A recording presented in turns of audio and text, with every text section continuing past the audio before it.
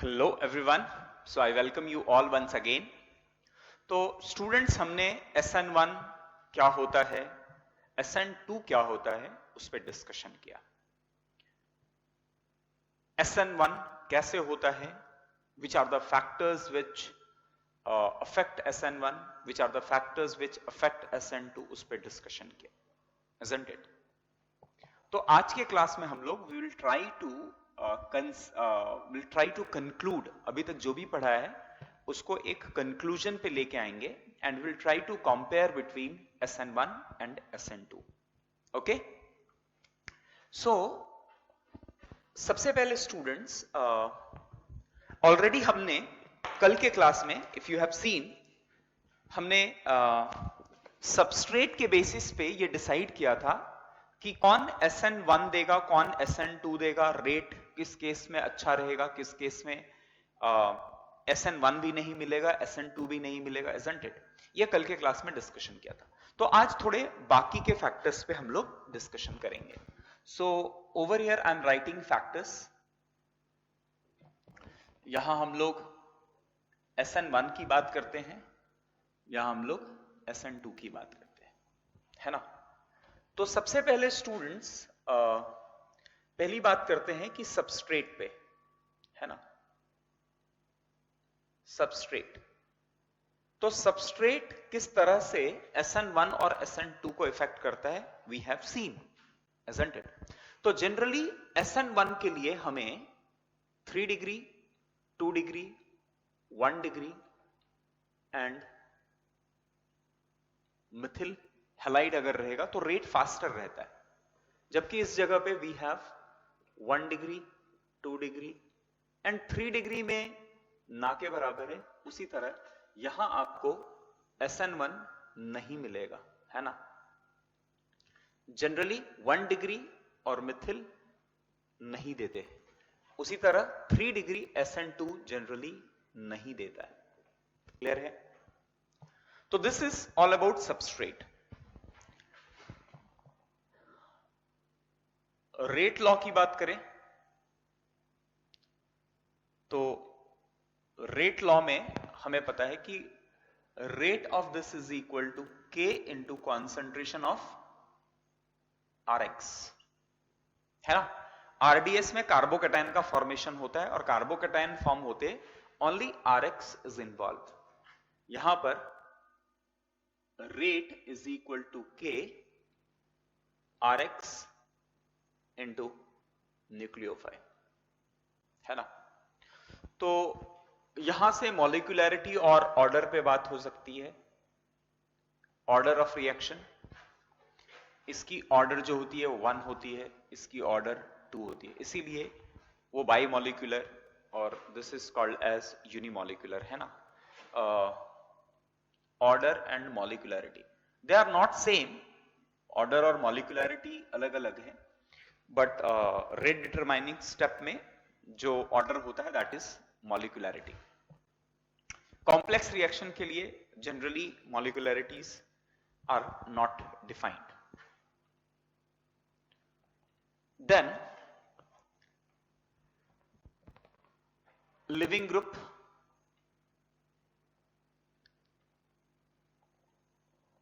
Living group दोनों में ही मुझे we need a good leaving group. जितना अच्छा लिविंग ग्रुप होगा उतना ज्यादा SN1 और SN2 दोनों ही फेवर होंगे। क्लियर है? SN1 और SN2 दोनों को फेवर करते हैं गुड लिविंग ग्रुप। तो अगर बहुत अच्छा लिविंग ग्रुप है, बहुत अच्छा लिविंग ग्रुप है, तो वो SN1 को भी फेवर करेगा और SN2 को भी फेवर करेगा। दोनों ही केस में हमारा लिविंग ग्रुप जो निकल रहा है that step is involved in RDS। Clear है? फिफ्थ फैक्टर स्टूडेंट्स, अगर आप सॉल्वेंट की बात करेंगे, अब देखो ये सारा हमने एक्चुअली डिस्कशन किया हुआ है डिटेल में जब SN1 और SN2 पे बात कर रहे थे।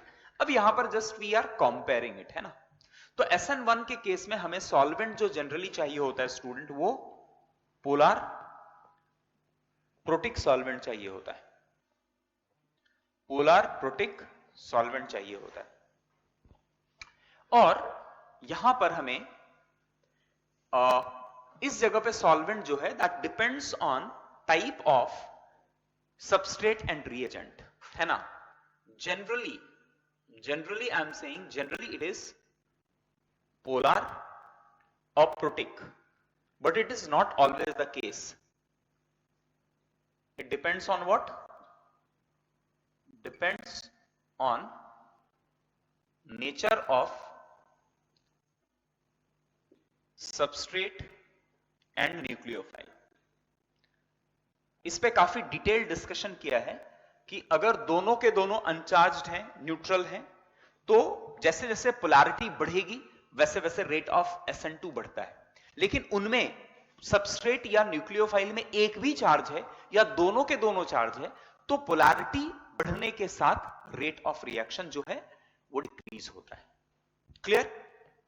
तो ये हमने सॉल्वेंट के बारे डिस्कशन किया था. सिक्स्थ में अगर आप न्यूक्लियोफाइल की बात करें तो स्टूडेंट्स, SN1 के केस में मुझे जो न्यूक्लियोफाइल चाहिए वो बहुत वीक न्यूक्लियोफाइल चाहिए. अगर स्ट्रॉन्ग न्यूक्लियोफाइल होगा तो SN1 हो पाना मुश्किल हो जाता है. तो बेसिकली यह this is solvolysis. Solvolysis reaction होता है, solvent act as a nucleophile, है ना. अब इस केस में यहां पर न्यूक्लियोफाइल की अगर आप बात करेंगे students, so we need a strong nucleophile. Strong nucleophile will increase the rate of reaction. SN2 में जितना ज्यादा strong nucleophile होगा उसका अटैक उतना आसान होगा एंड रिएक्शन उतना अच्छा होगा. क्लियर है? Now question number 7, not point number 7. तो हमने सबस्ट्रेट देख लिया, हमने रेट देख लिया, हमने ऑर्डर देख लिया, लिविंग ग्रुप, सॉल्वेंट, न्यूक्लियोफाइल का nature. then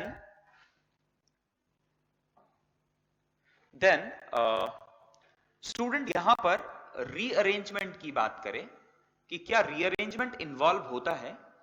so I will say कि SN1 में कार्बोकैटायन इन्वॉल्व है, देयरफॉर रीअरेंजमेंट इज इन्वॉल्व्ड, है ना. Rearrangement is involved. यहां पर कार्बोकैटायन फॉर्म नहीं होता है, so no rearrangement. No rearrangement as carbocation do not get formed at any step. यहां पर कहीं पर भी कार्बोकैटायन कभी फॉर्म नहीं होता है. अगर स्टीरियोकेमिस्ट्री की बात करें स्टूडेंट्स, स्टीरियोकेमिस्ट्री की बात करें तो SN1 के केस में आपको कल के क्लास में हमने देखा था, ये racemisation accompanied with excess inversion होता है. एक्सेस इन्वर्जन 5 to 20% होता है ना. And racemisation is 95% to 80%. कल इस पे हमने काफी डिस्कशन किया. इस केस में वी हैव वॉल्डन इन्वर्जन या इन्वर्जन ऑफ कॉन्फ़िगरेशन हो जाता है. क्लियर? और बात करें तो number of steps, generally SN1 are multi step reaction.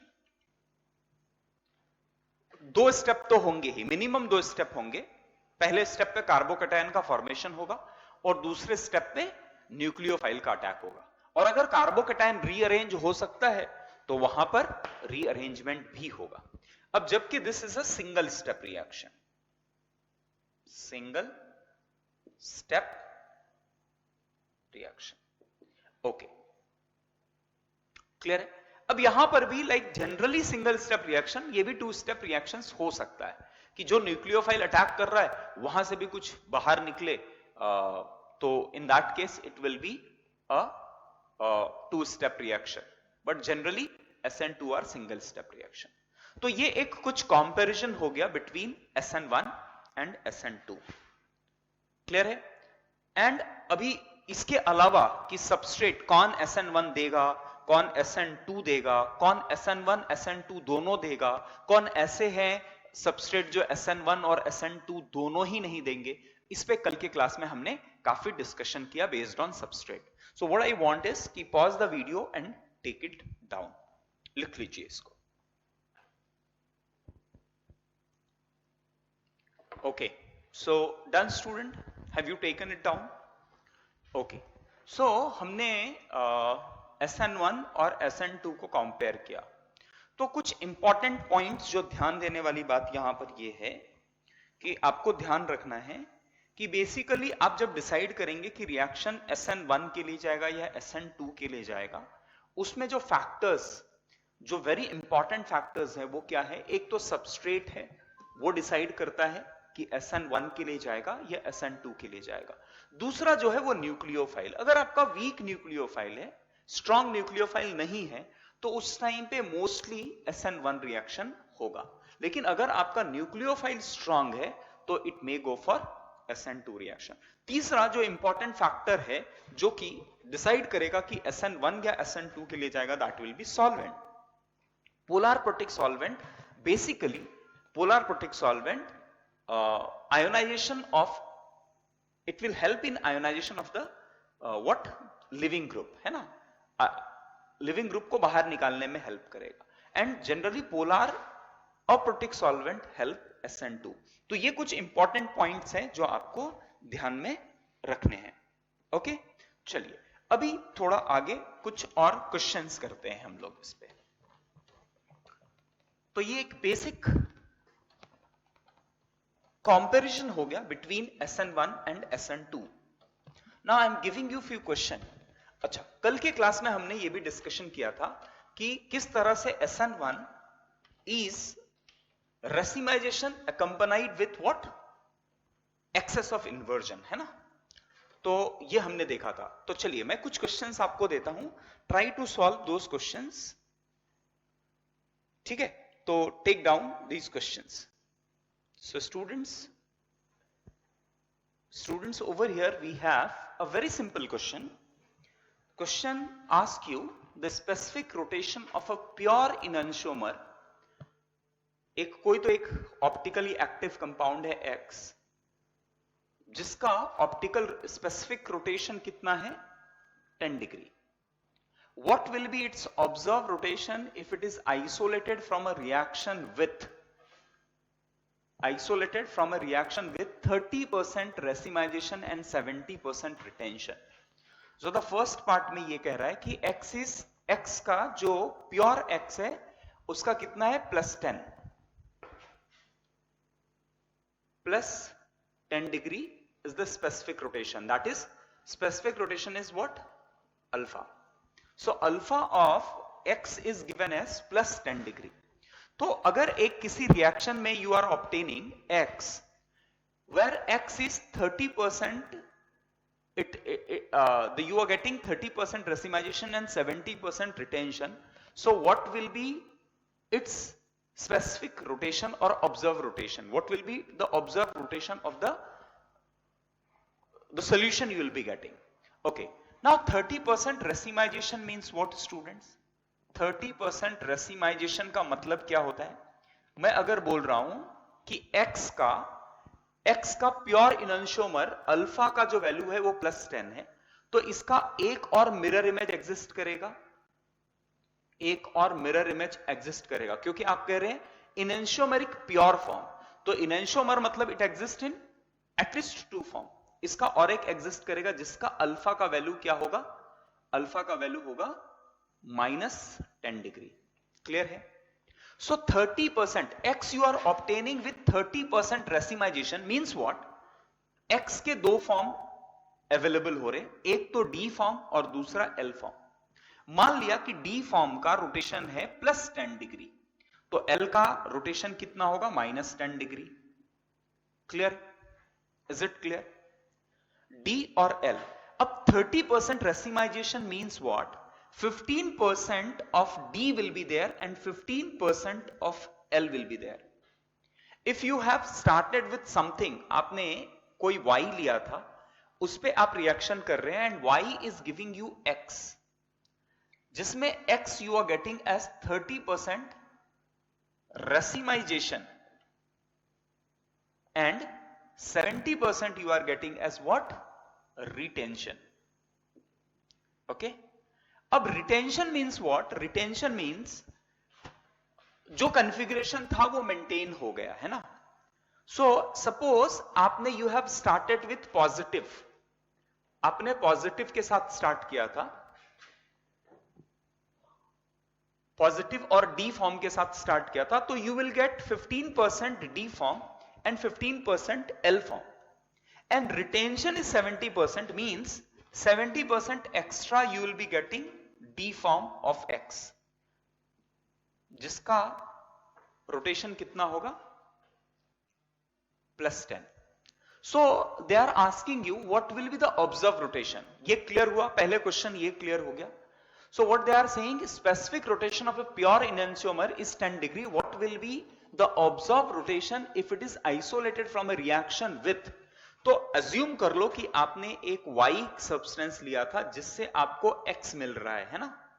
अब Y का अल्फा मुझे नहीं पता, but we know कि X का एक pure enantiomer D का, I am assuming it, क्योंकि D I am taking it as a positive, तो इसका +10 डिग्री है, तो इसका और एक फॉर्म एग्जिस्ट करेगा -L फॉर्म, जिसका होगा -10 डिग्री है ना. -10 degree, +10 degree and -10 degree. Now reaction में आपको X मिल रहा है विथ 30% रेसिमाइजेशन एंड 70% रिटेंशन. इसका मतलब आपने जो भी कॉन्फ़िगरेशन लिया था Y का, उसका 70% कॉन्फ़िगरेशन रिटेन हो जा रहा है और 30% का रेसिमाइजेशन हो रहा है. तो I am assuming that I have started with positive, है ना, I have started with positive. तो अगर मैंने पॉजिटिव के साथ स्टार्ट किया था तो 30% racemisation means 15% D form and 15% L form, and 70% retention means what? जो भी स्ट्रक्चर था वो रिटेन हो रहा है. तो अगर पॉजिटिव लिया तो 70% will be retained. So what will be alpha for this, or observed rotation for this? So the observed rotation, हम लोग observe को क्या दिखाते हैं? Alpha observed, ऐसे दिखाते हैं. Alpha observed will be how much? तो देखिए ये 15% और ये 15% they will cancel out, और इसके कारण कोई भी ऑप्टिकल रोटेशन नहीं होगा. अब इसके कारण जो रोटेशन होगा वो क्या होगा? That will be specific rotation. Specific rotation into the amount of the pure enantiomeric. So 70% means 70 by 100, so that is 0.7. So specific rotation is +10 into 0.7, so you will get +7 degree का observe rotation in the first case. Is it clear? Okay. Now in second case, can you tell me what will be the observed rotation? Same way you have to go. 70% means 35% and 35%. 70% of this will get cancel out. You will get 30% of pure form, and 30% means यहां आपको क्या मिल जाएगा? 0.3. So the answer will be, यहां पर कितना मिलेगा? +3 degree. यहां पर आपको जो ऑब्जर्व रोटेशन मिलेगा वो +7 डिग्री. अच्छा, 10% retention means how much you will gate? +1 degree का. क्लियर है? Quite simple question. Any confusion? किसी को कुछ कंफ्यूजन है?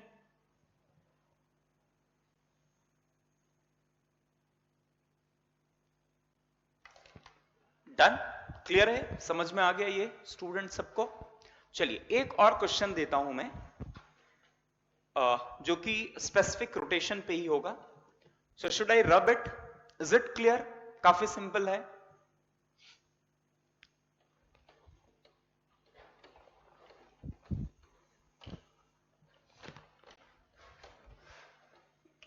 अच्छा, एक कोई पूछ सकता है कि सर आपने प्लस लिया, प्लस के जगह माइनस लिया होता तो क्या होता? आपने y जो अज्यूम किया था, y से x मिल रहा है, तो दे आर सेइंग कि y आपने पॉजिटिव लेके माना है, अगर आप नेगेटिव लेते तो क्या होता है, आंसर इन सबका नेगेटिव में आता है ना। Okay, now solve another question. Question is, मैं क्वेश्चन आपके लिए लिखता हूं, please take it down.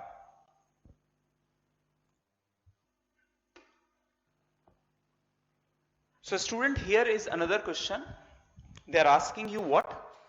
The percentage composition of a mixture of two enantiomers whose rotation, mixture का rotation is given as minus 10 degree. Specific rotation of pure enantiomer is minus 10 degree, minus 20 degree. तो सबसे पहले students, अगर specific rotation of pure enantiomer अगर आपको दिया हुआ है minus 20 degree, so can I say alpha of L form, alpha of L form is given as minus 20 degree. So alpha of D form जो होगा that will be plus 20 degree. सबसे पहले यह समझने की जरूरत है कि अगर स्पेसिफिक रोटेशन ऑफ प्योर इनएंशियोमर, एक इनएंशियोमर का, प्योर इनएंशियोमर का नेगेटिव है, तो उसका एक मिरर इमेज एग्जिस्ट करेगा जिसका रोटेशन एग्जैक्टली अपोजिट होगा। तो सबसे पहले alpha L will be minus 20 degree and alpha D will be plus 20 degree. अब हमारे पास एक मिक्सचर है of what? D and L का एक मिक्सचर है जिसका अल्फा ऑब्जर्व जो है, alpha observe is minus 10 degree it is coming. So they are asking you percentage composition of D and L form. So can we find out this? चलो try करते हैं solve करने का। तो सबसे पहले हमारा मिक्सचर का एक बात तो यह समझने की जरूरत है कि ऑब्जर्व रोटेशन जो है वो नेगेटिव है। अब ये नेगेटिव कब पॉसिबल है students? When we have L form is more than D form, तभी ओवरऑल मिक्सचर आपका नेगेटिव हो सकता है ना। तो कैन आई से, एक ऑब्जर्व रोटेशन से मैं एक बात तो ये कह सकता हूं कि क्वांटिटी ऑफ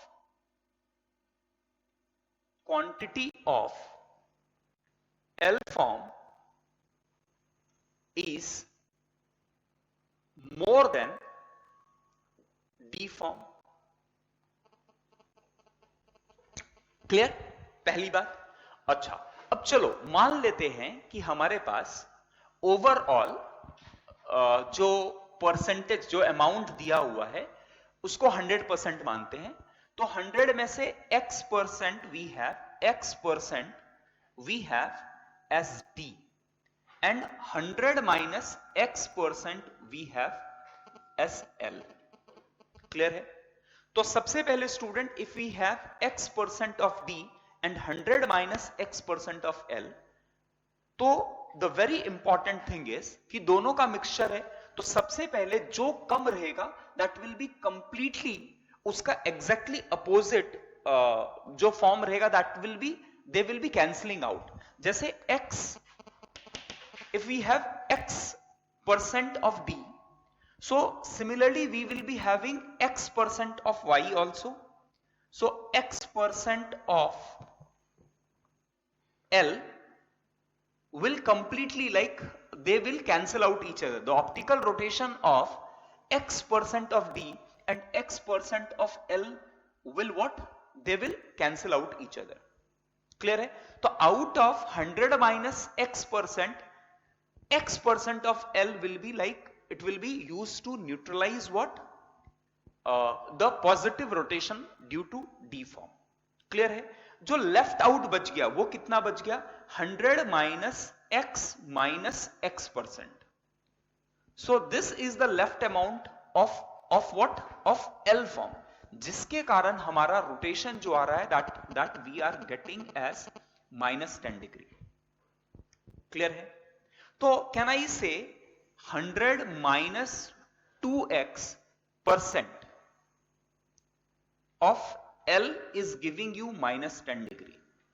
अब स्टूडेंट हमें पता है कि alpha observed, alpha of L is minus 20 degree.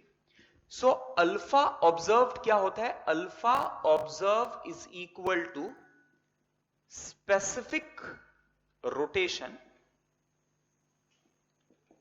into the amount of the L form. So amount of L form is what? 100 minus 2x by 100.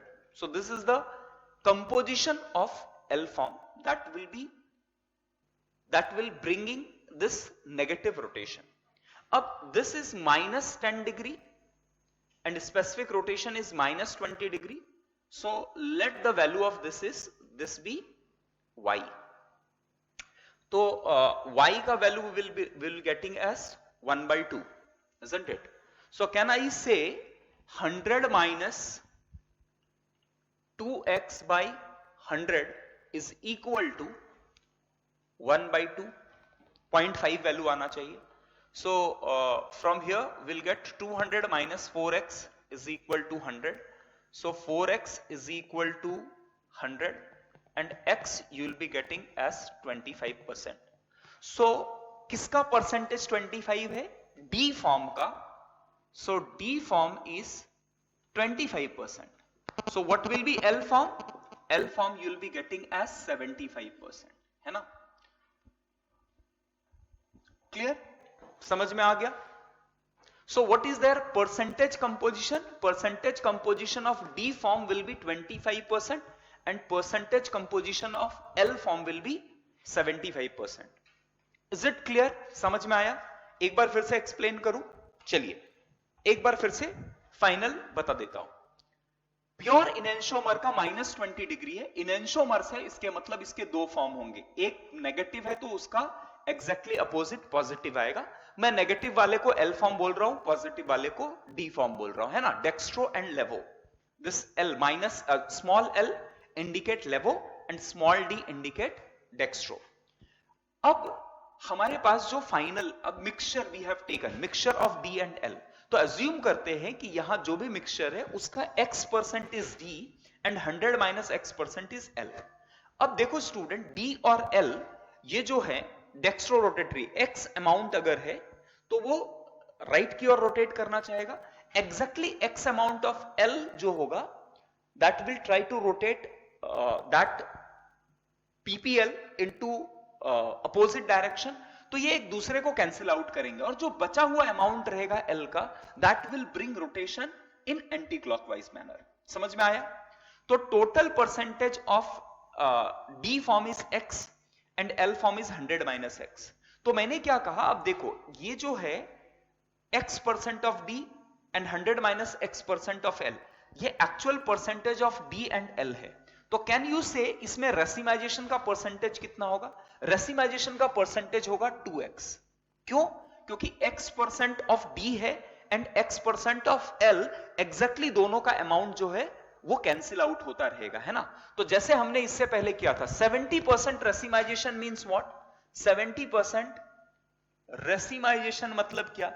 35% of D and 35% of L.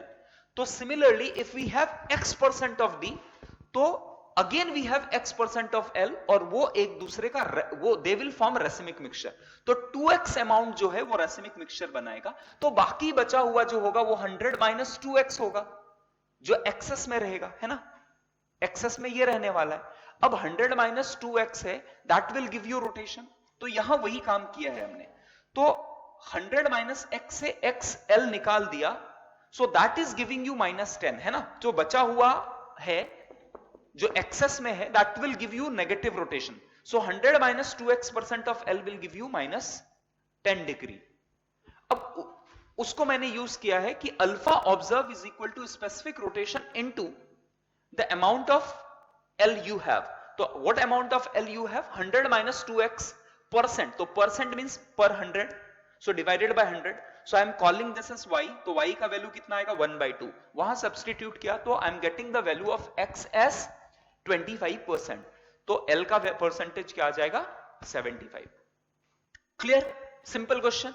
So pause the video and take it down.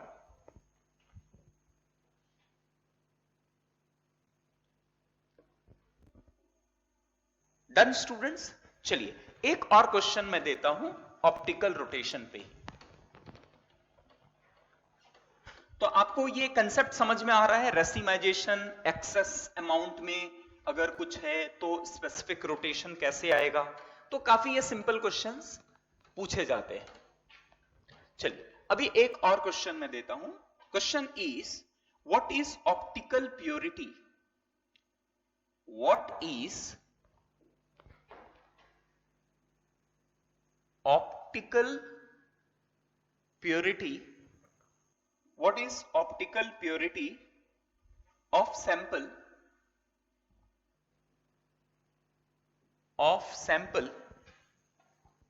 having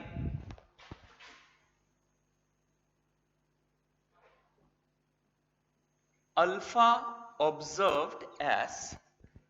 What is the optical purity of a sample having alpha observed as plus 9 degree and if alpha of D form is plus 12 degree? So can you find optical purity? So what is optical purity? सबसे पहले इस बात को समझना पड़ेगा। So take it down, try to find it out. इसका answer निकालने का ट्राई कीजिए, then come back. So done students? So what do you mean by optical purity? अब optical purity मतलब आप समझने का ट्राई करो। Suppose I have D form and L form, है ना? इसमें मेरे पास 25% D है and 75% L है। तो optical purity of this sample will be what? कैसे कैलकुलेट करेंगे? आप ये बात समझो। देखो 25% D एंड 25% L जो होगा वो एक दूसरे को कैंसिल आउट करेगा। जो बचा हुआ जो रोटेशन हो रहा है वो किसके कारण हो रहा है? L के कारण हो रहा है। और L कितना है जो प्योर फॉर्म पे एग्जिस्ट कर जाएगा? 50%, क्योंकि 25% जो 50% प्योर L फॉर्म है उसके कारण रोटेशन आएगा। इसी को हम लोग ऑप्टिकल प्योरिटी बोलते हैं। क्लियर है? समझ में आया? तो इस केस में you have to find optical purity of the solution. So how to go for this? तो ऑप्टिकल प्योरिटी निकालने का मैं आपको एक सिंपल तरीका बताता हूं और या फॉर्मूला बताता हूं। सो ऑप्टिकल प्योरिटी जो होता है, optical purity is alpha observed by alpha of pure form. यहां पॉजिटिव लिया है तो पॉजिटिव ले लीजिए into 100। So this will give you what? Optical purity. तो यहां आ जाएगा this will come as 9 degree divided by 12 degree into 100। So this is what? 3 by 4 into 100. So it is 75%. So optical purity is 75%. So what I say, what it means? If optical purity coming as 75%, इसका मतलब L का 75% L का excess में है। What? Excess. 75% of L in excess. That is optical purity. तो total L का form कितना था? अच्छा, तो 75% L का एक्सेस में है, इसका मतलब वी हैव 25% रेसिमाइजेशन। यहां पर रेसिमिक मिक्सचर जो है वो स्टूडेंट कितना है? 25% है। और 75% जो है वो कैसा है? 75% जो है वो है excess L form. So total amount of D form, तो D फॉर्म जो होगा वो कितना हो जाएगा? 25% racemization means D form is 12.5% too and L form is what? Racemic से मिलेगा 12.5% प्लस जो एक्सेस है that is 75%। So total is 87.5%। Is it clear? तो D और L, what is optical purity? Optical purity means of the solution over here is 75. But optical purity, if optical purity is coming as 75, तो उसको हम लोग racemisation के terms में कैसे बात कर सकते हैं? This is the way we can say. 75% optically pure means 25% racemization and 75% excess of L. So total amount of L will be what? 87.5% and total amount of D will be what? 12.5%. Clear है? अगर clear नहीं है तो आज के video को एक बार और देखो, but it's a important calculation based चीजें हैं. क्लियर है? काफी सिंपल है. अगर आप कंसेप्ट को समझ जाएंगे तो the thing will become very simple. ठीक है, ये टर्मिनोलॉजी समझना पड़ेगा. Optical purity.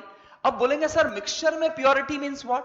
तो जो बचा खुचा है जिसका किसी भी तरह से उसको मिटिगेट नहीं किया जा रहा है, ऑप्टिकली प्योर मींस व्हाट?